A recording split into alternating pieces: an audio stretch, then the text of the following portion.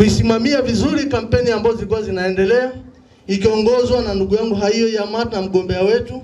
Mambo yamefanyika vizuri katika karibia kila kata ndani ya wilaya ya Simanjiro.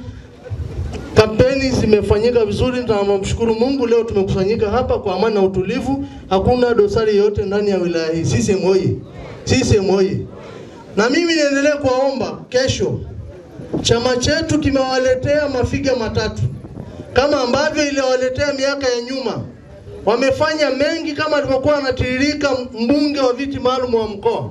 Mabilioni ya pesa katika miradi mbalimbali ya maendeleo yameletwa, na nataka niwahakikishie tumewatuma hawa watatu tena, Rais Samia Suluhu Hassan, mbunge Kinyasi Milia na madiwani wataenda kufanya kazi nyingine kubwa zaidi ya kuwaletea Watanzania maendeleo na amani na utulivu. CCM oyee.